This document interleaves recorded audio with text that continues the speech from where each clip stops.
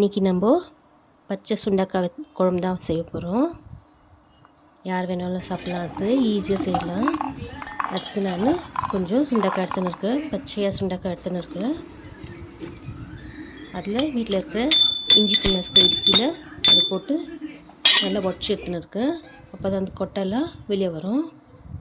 அதில் விதை நிறைய இருக்கும். அது க்ளீனாக நம்ம ஒரு 4-5 வாட்டி கழுவி எடுத்துக்கலாம். அது அப்படியே போட்டு செஞ்சு சாப்பிட்டா வயிறு நோய் வரும், ஜீரணம் ஆகாது.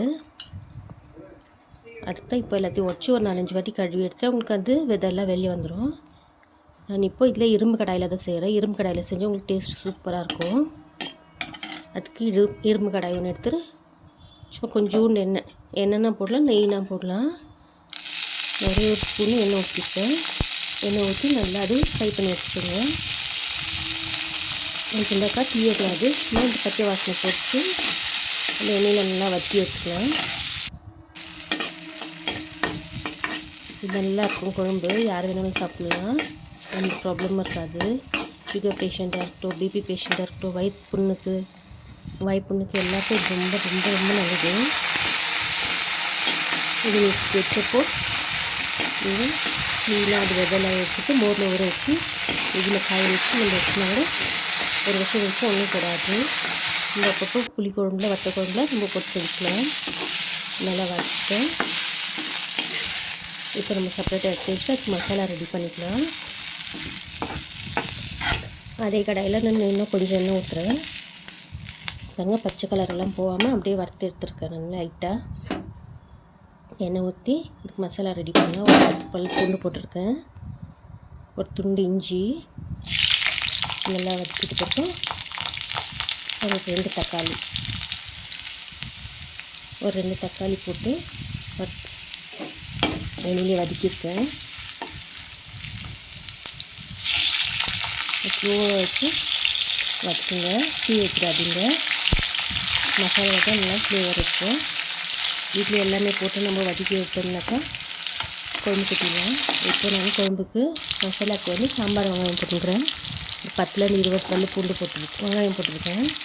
சாம்பார் வெங்காயம் இதுவும் நல்லா வதங்கிட்டப்போ மிக்ஸி நான் அதில் கொத்தமல்லி கொஞ்சம் போட்டு மிக்ஸ் பண்ணுறேன். கோல்ட் லைட்டுக்கு இப்போ இது பண்ணியிருக்கேன். எல்லாம் வதங்கிட்டு பிறகு உப்பு, எல்லா மசாலா இதுலேயே போட்டுடலாம். உப்பு, மஞ்சள் பொடி, மிளகா பொடி எல்லாம் போட்டுருக்கேன். குழம்புங்க இட்லிக்கு, சாதத்துக்கு, சப்பாத்தி, பூரி எல்லாத்துக்குமே நல்லாயிருக்கும். உப்பு போட்டாச்சு, மஞ்சள் பொடி போட்டாச்சு. குழம்புக்கு எவ்வளோ வேணுமோ அவ்வளோ மிளகாத்தூள் போட்டுருக்கேன். எண்ணெயிலே நல்லா வட்டியை வைக்காமல் நல்லா வச்சுக்கோங்க. இப்போ ஒரு கொத்தமல்லி போட்டேன். கொத்தமல்லி பச்சையாக போட்டாச்சும் நல்லா இருக்காங்க. தேங்காய், அதுக்கப்புறமா ஒரு 2 சைஸ் புளி அதுவும் நல்லா அதில் போட்டு வதக்கிடுங்க. இதுக்கு நம்ம அப்புறமா வேறு எதுவும் போட்டுருக்க வேண்டாம். மசாலாவும் எல்லாம் போட்டு நம்ம மிக்ஸியில் அரைச்சி குழம்பு போட்டிடலாம். மசாலாலாம் ரெடி ஆகிடுச்சு. கொத்தமல்லியும் போட்டு மிக்ஸி பட்டெல்லாம் சோம்பு ஸ்பெஷல் அது எல்லாம் எதுவும் வேண்டாம். இப்போ மசாலாவில் கொஞ்சம் ஆட்டும், நம்ம அவ்வளோ சிறு குழம்பு கூட்டிடலாம். இன்னும் கொஞ்சமாக எண்ணெய் ஊற்றி அதே கடாயில் எண்ணெய் காய்ஞ்ச பிறக்கும் கடுகு, சீரகம், வெங்காயம் கொஞ்சம் போட்டு அது வெடிக்க விட்டு குழம்பு தாளிக்கிறதுக்கு பெரிய வெங்காயம், சாம்பார் வெங்காயம் மசாலா போட்டு பெரிய வெங்காயம் ஒன்று எடுத்து சின்னதாக கட் பண்ணி தாளிக்கிறதுக்கு போட்டிருக்கேன். வேறு எதுவும் வேண்டாம், வெங்காயம் மட்டும் போதும் தாளிக்கிறதுக்கு. அது நல்லா வதங்கட்டும். அதெல்லாம் மசாலாலே போட்டுருக்கு, அது வேறு எதுவும் வேண்டாம், வெங்காயம் மட்டும் போதும். வெங்காயம் நல்லா வெளியே வதங்கிடுச்சு. இப்போ நம்ம மிக்ஸியில் மசாலா போட்டு அரைச்சி வந்துடலாம். ஃபஸ்ட்டு எப்படி உப்பு காரெல்லாம் சரியாக இருந்துச்சுனாக்கா இது பண்ணிட்டுங்க. இல்லை இன்னும் கொஞ்சம் ஜாஸ்தி வேணாக்கா அந்த எண்ணெயிலே போட்டுருக்குங்க. மசாலாலாம் பச்சை வாசனை போயிடும். அரைச்சின்னு வந்துட்டு அரைச்சின்னு வந்த மசாலா இப்போ நம்ம அந்த குழம்புல ஊற்றிடலாம். உங்களுக்கு எவ்வளோ தண்ணி வேணுமோ அவ்வளோ தண்ணி நம்ம கொதிக்க வச்சுக்கலாம். மசாலாலாம் வதங்கிறது வேண்டாம், எல்லாம் ஏற்கனவே வதங்கிட்டு இருக்குது. சும்மா இது பண்ணிவிட்டு தண்ணி எவ்வளோ ஆகுதோ அவ்வளோ ஊற்றிக்கலாம். பாருங்கள் எண்ணெய் பிரிஞ்சு வந்துச்சு மசாலாவில். குழம்புக்கு எவ்வளோ தண்ணி வேணுமோ அவ்வளோ தண்ணி ஊற்றிருக்கேன் நான். தண்ணி ஊற்றி நல்லா கொதிக்கிட்டோம். குழம்பு கொதிச்சு இந்த எண்ணெய் பிரிஞ்சு வரும்போது நம்ம வதக்கி வச்சு சுண்டக்காய் அதில் போடலாம். பாருங்கள் குழம்பு நல்லா கொச்சிச்சு. எண்ணெய் பிரிஞ்சு வர டைமில் அந்த காயை நம்ம எடுத்து குழம்புல போடலாம். குழம்புல போட்டு ஒரு கொதி போதும் நம்மளுக்கு. ஒரு கொதியில் அந்த காயெல்லாம் நல்லா வதங்கிட்டு இருக்கோம். குழம்புல போட்டோன்னே அந்த சூட்டுக்கே வந்துடும்.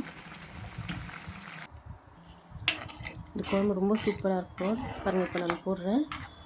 இந்த சாதத்துக்கு வச்சுக்கலாம், சப்பாத்திக்கு, பூரிக்கு.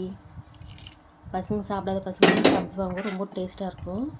யார் வேணாலும் சாப்பிடலாம். சிம்பிளாக ஈஸியான பச்சை சுண்டக்காய் குழம்பு ரெடி. இப்போ ஒரே ஒரு கொதி வந்து வரைக்கும் குழம்பு கெட்டி ஆகிடுச்சு பாருங்கள். மசாலா அரைச்சி ஊற்றுறதுக்கு இப்போது குழம்பு ரெடி. நம்ம மத்தியானம் லஞ்சு சாப்பிட்லாம் வாங்க. இன்றைக்கான லஞ்சு சுட சுட சாதம், வெடித்த சாதம், ஒரு குக்கர் ரைஸில் டெக்ஷில் வெடித்த சாதம், சுண்டக்காய் குழம்பு, பச்சை சுண்டக்காய் குழம்பு, வாழைத்தண்டு பொரியல் தான். வாழைத்தண்டு பொரியல் நெக்ஸ்ட் டைம் போடுறேன் நான். குழம்பெல்லாம் ரெடி ஆயிடுச்சு, வாங்க சாப்பிட்லாம்.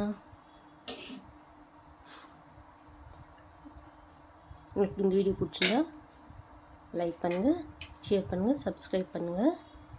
இந்த மாதிரி ஈஸியான ரெசிபீஸ் எல்லாம் நிறைய போடுங்க. தேங்க்யூ, பாய். நாங்கள் சாப்பிட்றோம்.